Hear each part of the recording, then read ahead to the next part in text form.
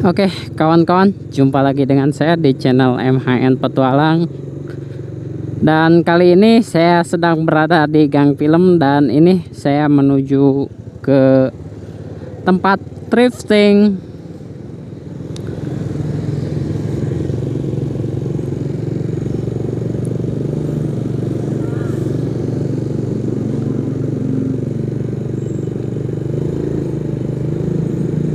Dan kita lewat Jalan Kedongdong dan ini di daerah Jagakarsa.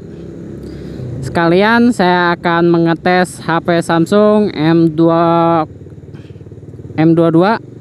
untuk motovlogger dan ini menggunakan ultrawide. Sekalian saya akan bahas tentang apa enak dan plus minusnya lah, intinya plus minus ngevlog menggunakan HP.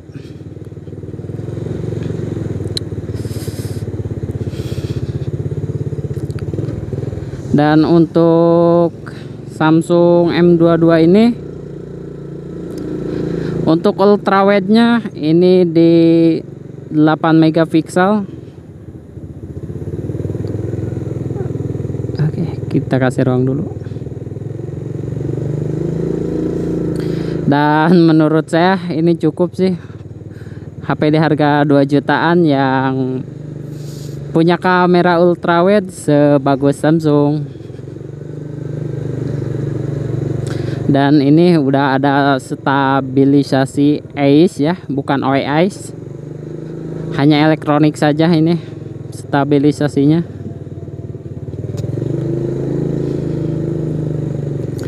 Oke, kita langsung ke poin aja. Untuk poin plus menggunakan HP, durasinya bisa lama untuk bikin video, dan saya sengaja menggunakan HP itu untuk bikin video perjalanan jauh. Soalnya saya suka perjalanan jauh, suka touring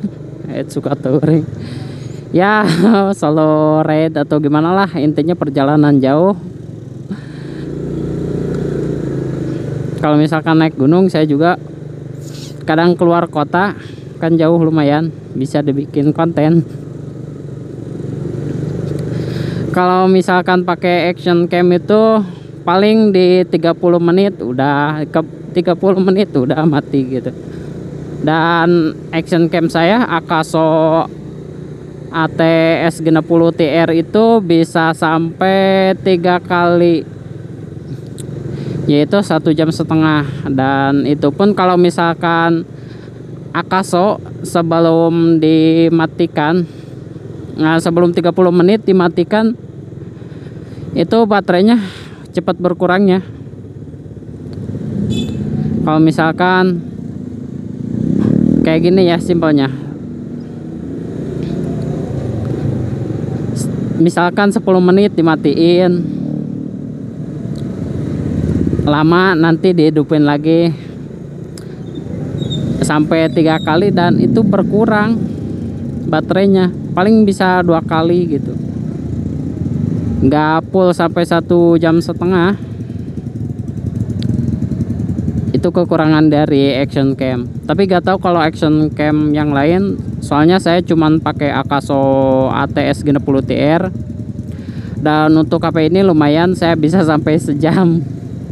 Jadi kalau misalkan mati hidupkan juga, baterainya gak terlalu boros gitu, gak terlalu habis.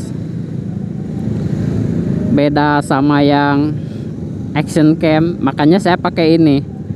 Dan nanti juga saya akan pasang action cam di ini depan. Oh iya, ngomong-ngomong saya gak ada spion ya.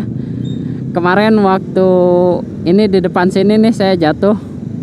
Waktu ke daerah sini, ke Jagakarsa atau Jakarta Selatan, malah jatuh tepat di depan ini nih. Spion hancur, handle rem bengkok, handguard juga bengkok. Ya udah saya buang aja, pas di sini tuh yang ada mobil tuh. Macet juga nih. Oke, poin yang kedua itu aja sih menurut saya poinnya. Oh iya, poin yang kedua, kelebihan ngevlog menggunakan HP itu kualitas suara. Kualitas suara dari HP itu sangat bagus, beda sama action cam yang murah atau action cam Akaso ATS 60TR.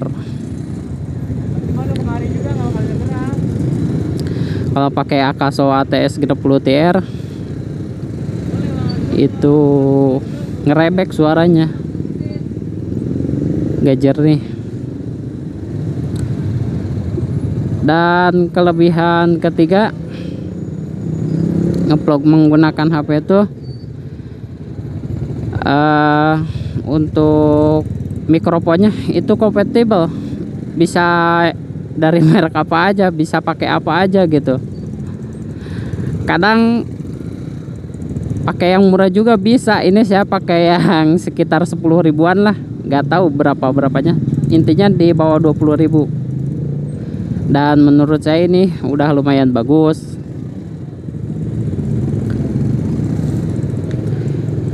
Itu sih 3 kelebihan menurut saya yang saya baru dapatkan. Saya juga baru beberapa kali juga sih menggunakan vlog menggunakan HP ini. Dan sekarang kita akan bahas minusnya. Untuk kekurangan ngevlog menggunakan HP ini, yaitu pertama berat. Ya memang berat.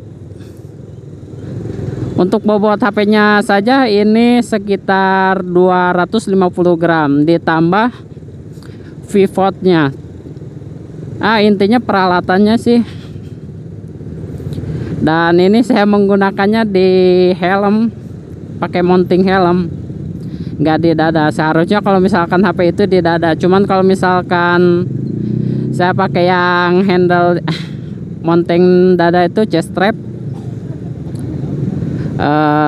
jadi saya gak bisa noleh gitu, kamera tetap aja diam gitu.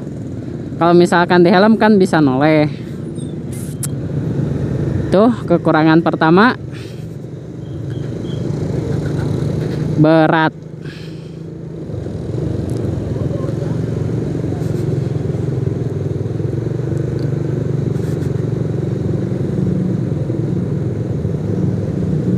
Terus apa lagi ya kekurangannya? Saya belum nemu juga sih, dari cuman baru nemu berat aja. Oh ya, kekurangan yang kedua tuh, amit-amit ya ini mah, kalau misalkan HP itu gampang dicurinya, beda sama action cam.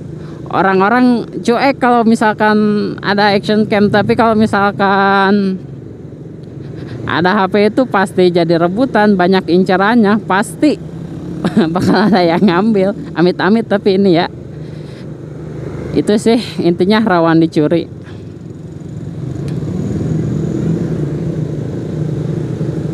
Harus hati-hati aja kita gitu kalau misalkan di tempat sepi, dan harus benar-benar ekstra hati-hati.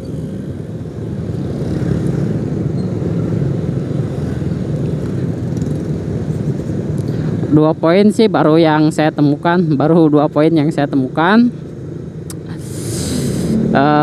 Apalagi udah sih kayaknya gitu aja. Dan intinya kita fokus ke jalan dulu.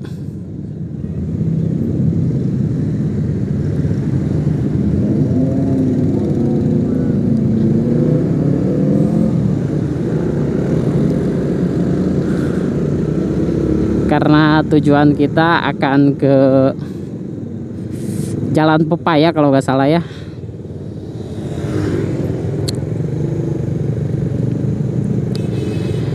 Kita akan ke tempat drifting, bukan drifting. Aduh, gaje. Malu motovlog pemula, bos. Masih grogi juga saya ini.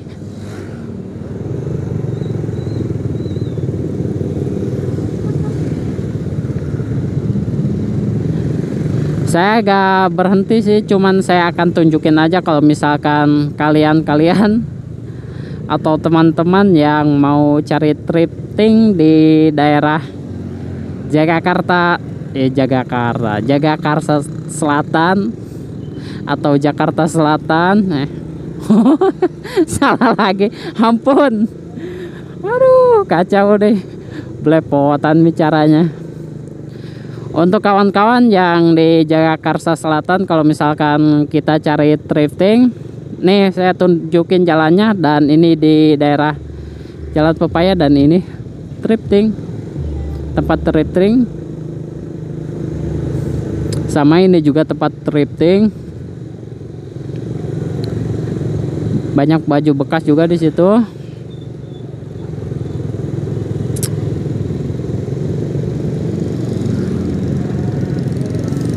Kalau di sini lumayan banyak tempat thrifting.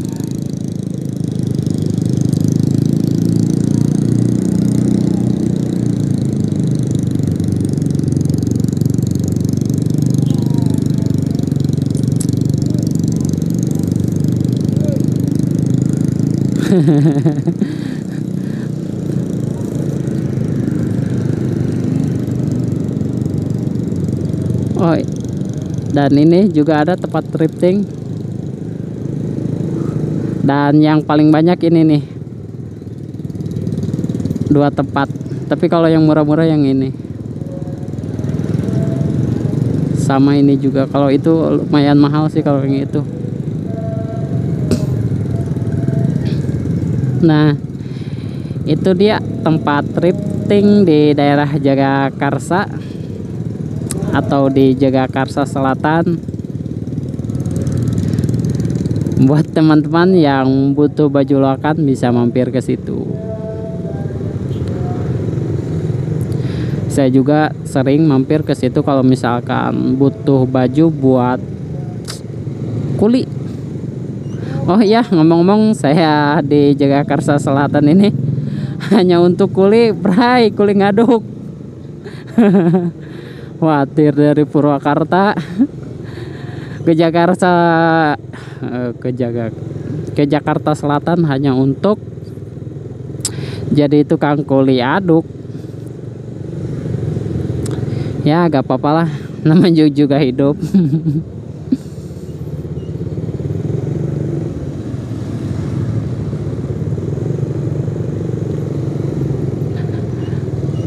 Oke, kawan-kawan, segitu saja video dari saya. Terima kasih sudah menonton. Sampai jumpa lagi di video selanjutnya.